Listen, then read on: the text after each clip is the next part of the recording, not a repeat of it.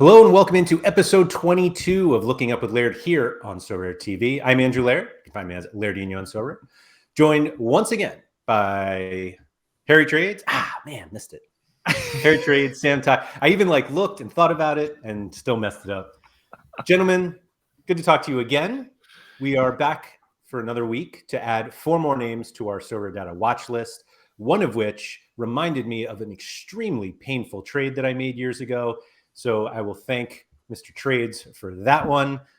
So Sam, I'm going to start with you because you didn't bring the pain this week. Who are we adding to our list today? I see. You're not the type to rip the Band-Aid off in one go, are you, Laird? You want to take it off piece by piece and hair by hair. I see. Okay, right. Well, I'm going to start with João Gomes in Portuguese, or João Gomes, if you're English, I guess. And he plays for Wolves. And this is the kind of guy who's going to be my friend on this show as we sort of get towards the end of the European season, because he's off the category of recently minted, which means we can sort of start to talk about him in a Sorare context. Now, again, like last week when I talked about Livramento, if you're looking at João Gomes, I'm going to call him that because I struggle with the Portuguese style, then you're probably looking at next season. He was brought in January, and he's kind of been filtered in and out of the lineup ever since that point. Obviously, it's been a bit tumultuous at Wolves this season. New manager, a bit of a relegation battle. It's been very difficult for them to try new things and blood new players. But they're going to sail clear of relegation now. They're going to be okay, and they can probably start to reset a little bit heading into next season. So Gomes, lots of under-23 availability. Freshly signed from Brazil, very talented midfielder who can sort of travel with the ball, get forward, get into the box and make those late runs to score goals, a little bit like Carlos Alcaraz at Southampton has been doing recently. I think he's a good player. And what I'm really looking at here, I guess, from his perspective, is the expected shake-up in the Wolves midfield that's going to make room for him. So it's hard to say, but it does feel a bit like the end of Ruben Neves at Wolves now. It's possibly felt like the end for every summer for the last 3 years, but we are really genuinely getting to that point now where his contract is winding down. Barcelona are desperate for him. He's very, very good, and he should not be hanging around in the bottom half of the Premier League table. And added to that, João Moutinho, love the guy, but he's now 35, and we're hitting a point where this pretty constant Portuguese duo at the heart of the midfield, the guard is starting to change. Lamine has been a huge positive for them since signing in January. He's actually really surprised me with how much of an impact he's had. I think the next piece to the puzzle will be João Gomes, who will continue to step in and drip into the team. And he's not going for very much money, despite the fact that he's pretty scarce. Got lots of under-23 availability. This is someone that I've got my eye on now ahead of next season as Wolves start to change their skin a little bit. And I think he's going to have a big part to play for next campaign. The 2 things that jump out at me right away from the score graph is how good the AA scores have been recently, which immediately made me check on set pieces because I was like, oh, wait a minute. Those look too good to not have set pieces. But he doesn't have any. No. But it seems like everyone you mentioned before does have them. As maybe like the end of the road for João Moutinho. I think Moutinho does, and Neves both take some. Neves, so yeah. Yep. And so if they're gone, I mean, you never know who else gets added or whatnot. But I wouldn't say the path is that there's no path.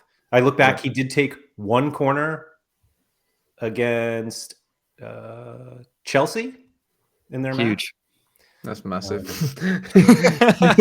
That is actually big. Get that on a banner. Oh, I'm sorry. I'm sorry. Take that back. 1 corner against Chelsea. No. I'm sorry. It was a free kick that he took against Chelsea. He took a corner against Leicester. Wow. Now we have 2 set piece opportunities. I'm just that is huge. Yeah. But buy in bulk now. Look, I mean, obviously he's relatively scarce, and they'll pump them through the summer. So I don't think there's too much of a rush on him. But keep stick him on your watch list and take a look as Wolves start to change things around a little bit ahead of next season. I think he's going to be one of the players they look to. I like the look of him for sure. So he's certainly one that's on my little list. I'm going to make a dramatic re-entrance, a grand re-entrance to under 23 limited over the course of the summer. not to compete over the summer, but with an eye on next season. And this is a player that I am very likely to scoop up.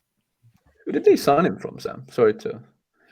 I think it's immense, but it might have been Flamengo or one of the Fs. Yeah, there you go. Got you.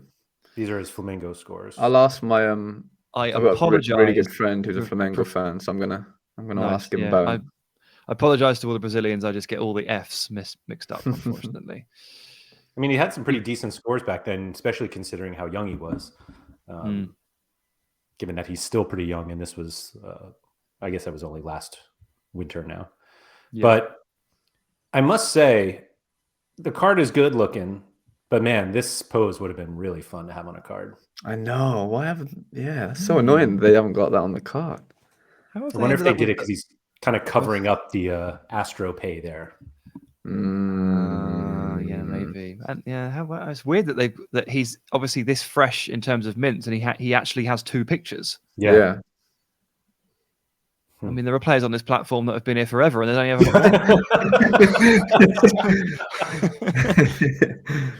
I think we're on season 3 now with Carlos Heel having the same picture. So nice. But yeah, this is a fun one, and that's a pretty low price considering. I guess it's one of those that if you're looking to buy, these cards came out at the perfect time because nobody's going to like go out of their way to pick up one of these with only a handful of games left. Yeah, it's a pretty tough finish actually. Yeah, I'd say it's largely eyes on next season for this one. Yeah, it's going to be a theme. It's going to be a theme of mine, I think, as we close towards the end of the season. I'm not an expert in Americas and Asia, so this is a sort of card that I'm going to be looking at as my strategy kind of pivots towards next season. Yep. No, I think it makes sense, and I think it's something that a lot of people are going to start doing at this point. I mean, when you see when you're completely unable to scroll for more fixtures on the Sorare Data player page, then we're already looking towards next season. So I think it's a good one. Yep. I will say that it's a pretty attractive L15 for anyone looking at cap mode. And theoretically it stays. I mean, he's got a bunch of DNPs in here as well. So even the beginning of next season, it shouldn't pop too much. Sorry, I'm basically at this point contractually obligated to keep mentioning cap modes. Anyway, Mr. Trades, do you want to start with the Band-Aid or do you want to finish with the Band-Aid? We'll finish. Yeah. Just let it steam a little bit longer. All right. Yeah, slow bleed. Very slow bleed.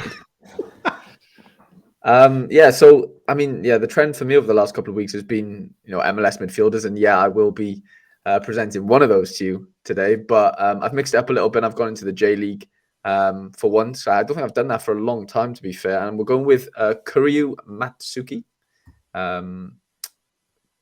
You've got him. FC Tokyo, centre midfielder, under 23 until 2027. L5 of 70, L15 of 54, which you could argue is decent enough for the old cap. A little bit on the higher side of things, but a really talented sort of midfielder that. I mean, I've not really shopped in the J League too much for this summer. I did a lot of shopping last summer, and it got me a lot of success. But it seems like a lot of the the better under 23 players have moved on from the league this year. So there was for me a lack of under 23 quality players in there. You've got Mitsuta up front who plays for Hiroshima, who's like a standout, I guess, in terms of forward. But there's nothing really in midfield that I could really see apart from this kid. And of course, he is a set piece taker and was last year as well, which I didn't actually realize looking at his heat map and on Sorare data. But again, started the season off pretty well. He's only played 4 games, and that was because he missed a good month or so of football, 3 weeks or so of football, because he's at the under-20 AFC Asian Cup for Japan. I think he played the first game of the season, missed the next 5, and then he's back in for the last 3, where he scored a 95, a 64, and a 40. 90 minutes in all, assists in one of them. He's highly rated. Like I said, there's not many good, very good under 23 players on Sorare in the J League right now at the end of the day, in terms of how well they score. But this one does stand out. Like I said, set pieces. He seems to cover, the duels, the interceptions, the tackles one as well. I think he plays in a 3, sometimes plays CDM, sometimes plays in a flat 3, depending on obviously who they're playing or whatever. This is the only one that I can kind of look at and be like, okay, there's definitely merit in him and wanting to play a player like this, because otherwise, you're playing up against your Santiago Rodriguez's, Thiago Almada's. Like, you're gonna need somebody who can outscore or at least an equivalent of scoring.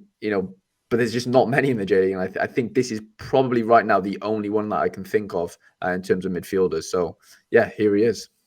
It's the summer U23 pool is just so different than the European one, and so the standard is just not as high in terms of what you need to get. So when you find somebody who like this can get 20 AA in games while also have set pieces.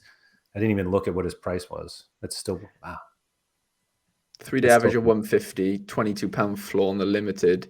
I mean, it doesn't sound crazy, but I mean, the fact that he's missed a couple of games, obviously through the AFC thing, people might have been put off or not know why he missed those 5 games, but it was an injury. It was literally, he was playing for his country. So I don't know. It seems like if you don't want to shop in the MLS for whatever reason, this is definitely an alternative. Yeah, absolutely. And yeah, he's only 19. I know you said he has plenty of U23. I didn't realize he was quite that young. That's actually kind of crazy that he took set pieces last year too, at such a young age. I feel like we don't see that a ton in the J League.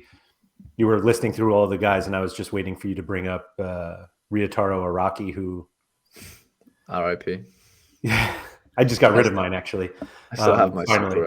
Yeah, I remember when you won it, and it was like a great reward at the time. And then it's one of those. But he was injured at the time as well, though. But we were but obviously he'd played really well previously, and we saw some massive scores and whatever. And I was like, you know what, I'm going to keep him because we've seen previously what he can do given the chance, and it just hasn't clicked since. He literally hasn't had a run of games, or he can't get in the team. He's been injured, suspended. He got a red card at one point this season. It seems like a bit of a disaster right now with him.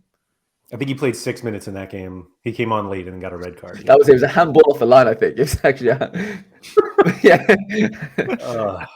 So yeah, Matsuki, not that situation. Seems like Matsuki has his spot pretty locked in. But yeah, the player that we'll finish with was kind of is an example of, just like we said, when you don't have to worry about the super elite U23 midfielders that we're used to seeing during the European season.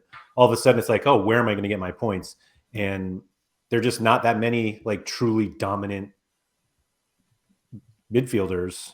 I mean, really any position, to be honest. But if you just go through the U23 list, you'll see a few pop up here and there, but you don't have your Bellinghams or your Kirkchu's when he was just destroying everything. And yeah, Declan Rice, Sam's boy, Ugarte, these are legit scorers all the time, and they're not playing.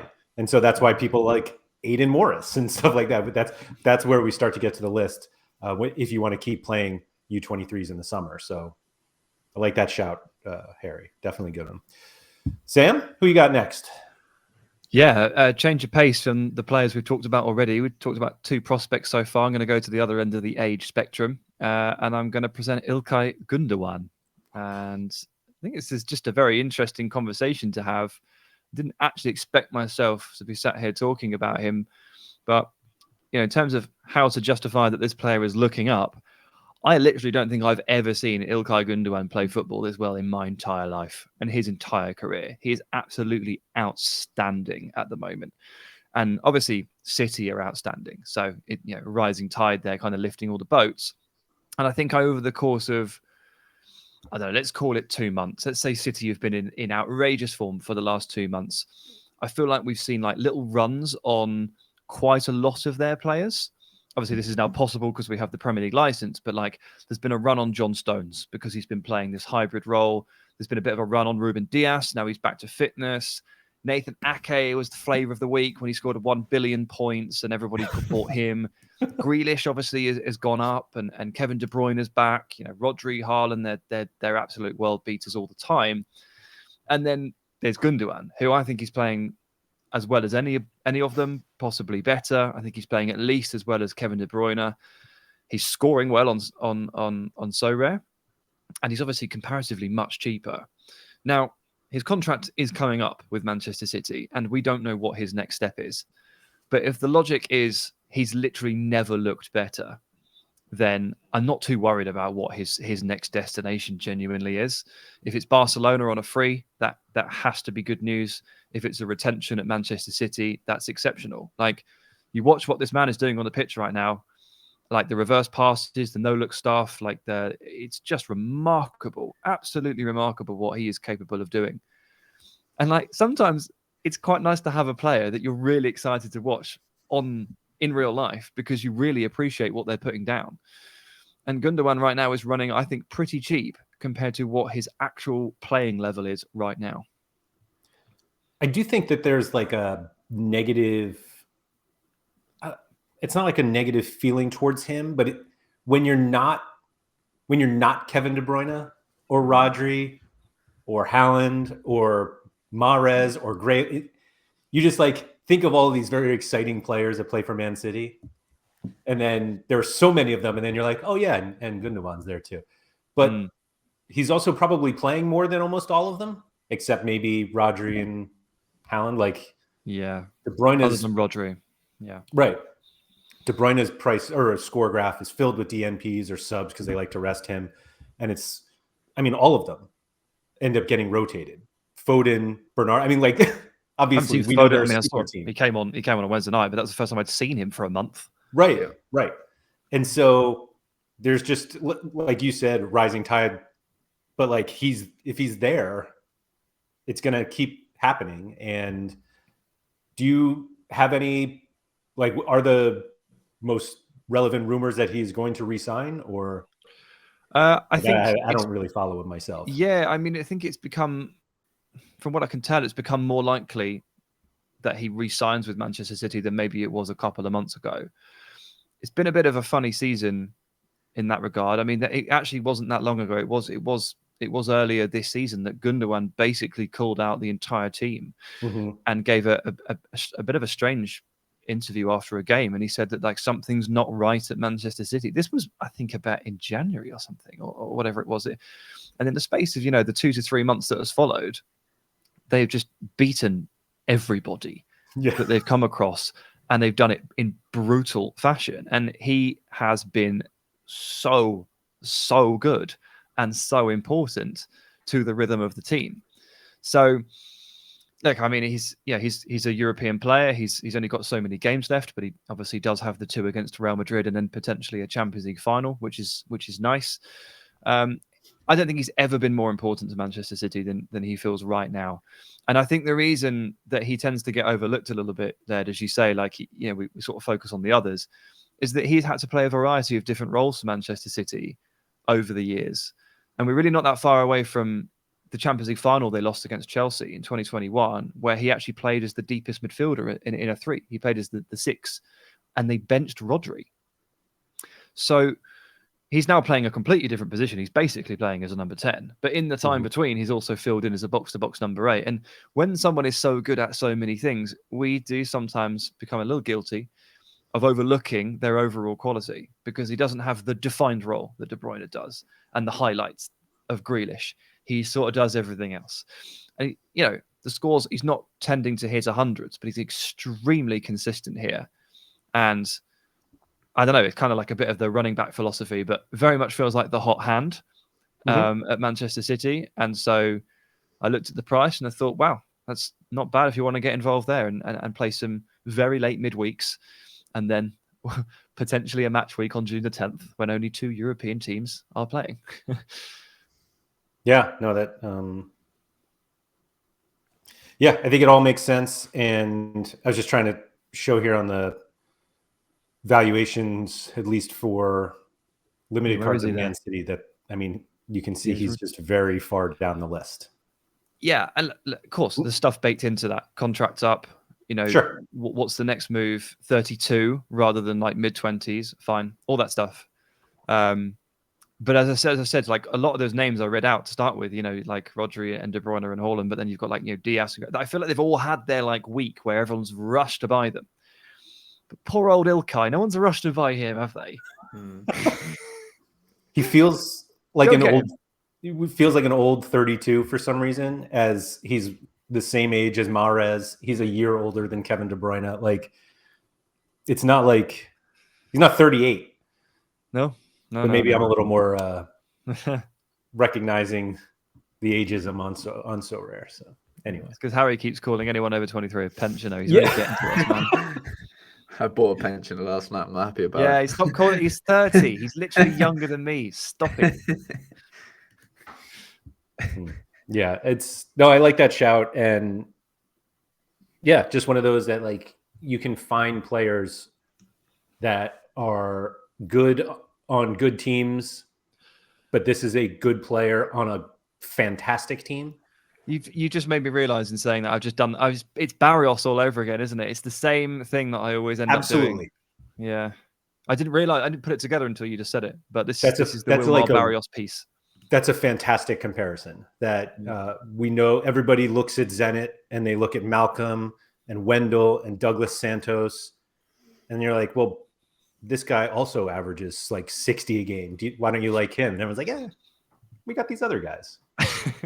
Yeah, great call. No, that was a great comparison. I wonder if let's see if Wilmar shows up here. Is he a similar player? Oh, your boy Victor Klassen's here though. There he is. I guess not. No. Barrios is probably higher. Anyway, good stuff there.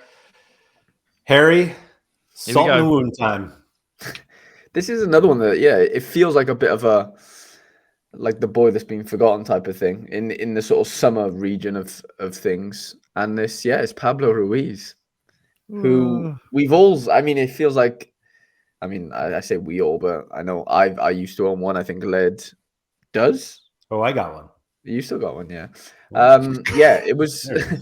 I remember there was a period last season where he just went on on a bit of a heater. Like the AA game was always there for him, and then he started taking. Well, he was always on set pieces, but he was just getting those decisives, and he was hitting your 100s, 90s, high 80s, and it was, it really did inflate his price. And then he went on a bit of a period of not getting any DAs basically, and his like 16 to 20 AA games just looked very not average, but you just need the AAs the DAs to go with the AAs, right?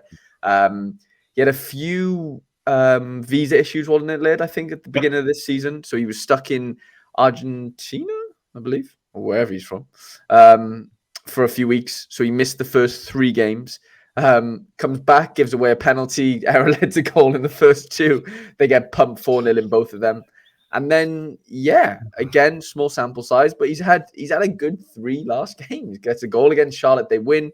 All right, they lose against FC Dallas, but he puts up a 29 AA and then beats San Jose Earthquake 3-1, sorry, and gets a 32 AA score. So those sort of, he's basically had 30 AA in every single game of the last 3. Goal in one of them, 2 yellows in 2 of them as well. So obviously would have been a bit higher as well. And because he is aging out, I do think people are just kind of forgetting about him a little bit in general. 1, because he weren't there at the start of the season.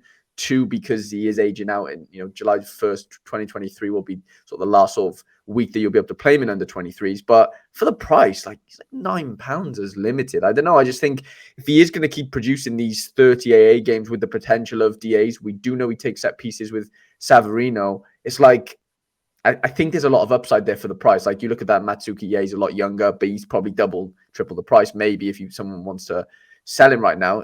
Pablo Ruiz for less than £100 and £9 as a limited.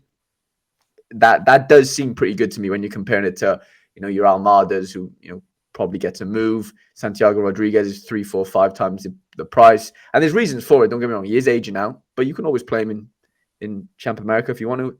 All-Star Rare, All-Star Rare Pro, whatever it is, there's still utility there, right? And I don't know, it just seems like he's got too many sort of, I don't know what the word is, but like things in his armor to be that price, if that makes sense. So I remember the drop in scores last season basically came when they signed Savarino. And I think part of it was that they brought in this very dynamic player who did like take some set pieces. I think Ruiz had like a full monopoly before Savarino got there.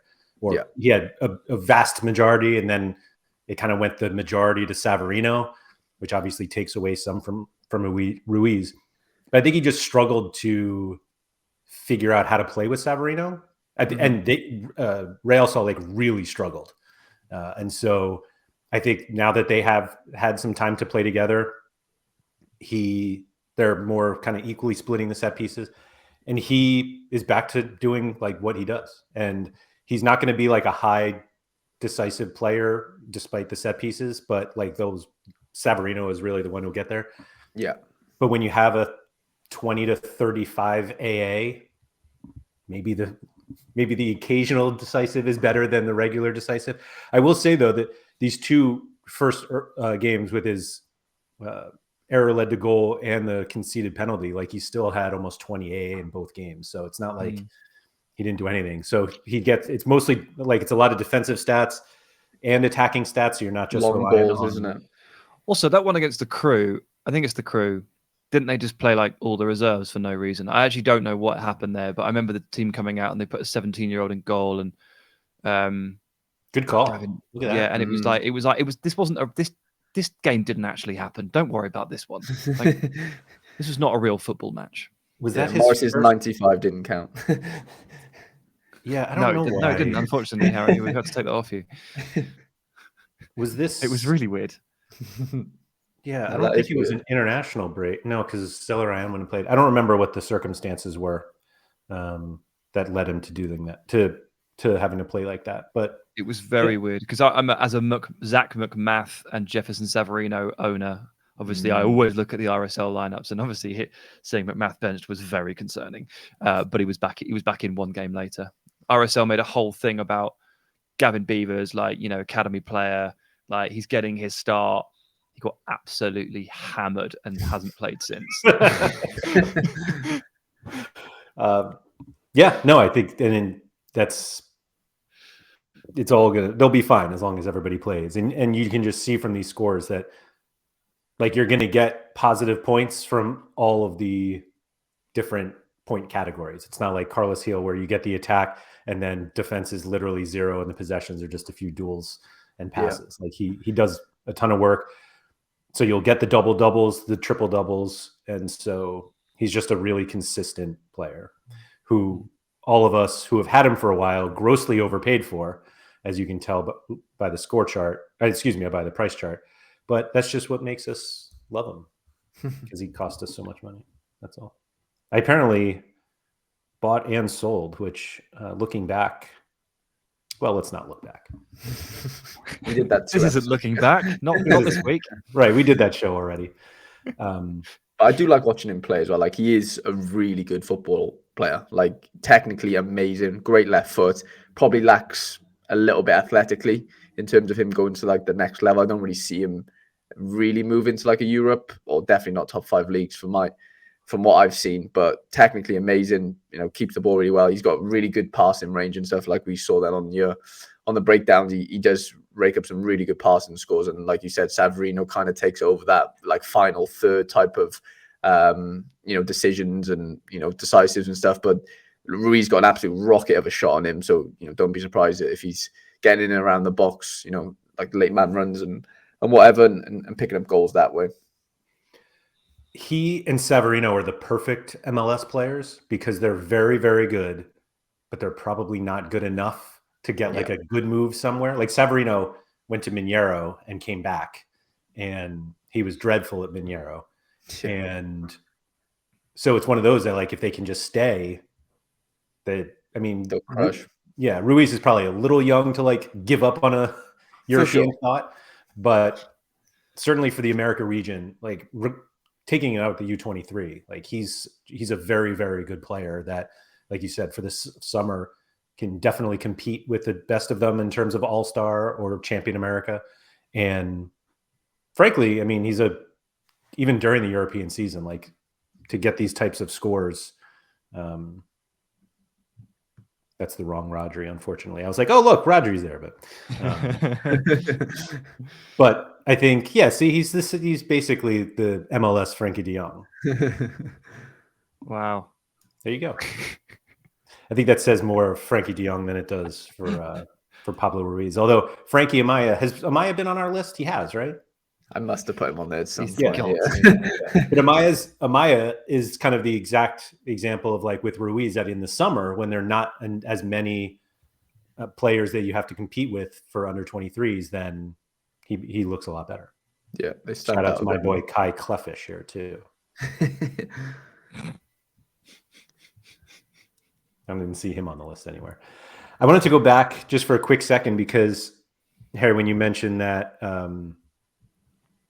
that might have been the first J League player that we had mentioned, because we do have more of a European focus. He's the first from the Asia region that we've ever talked about. I need to. Yeah. Oh, hang on a minute. Harry, hang on. There was someone that went on loan to France or something. Oh yeah, Yuito Suzuki. He actually scored 2 weeks ago. So, no, yeah, he's on loan from. He's on loan from a J2 team actually. So does that really count? They're not even licensed, but he's on loan to Strasbourg. Do they play in Asia? Yes. They count. Yeah, They do. yes.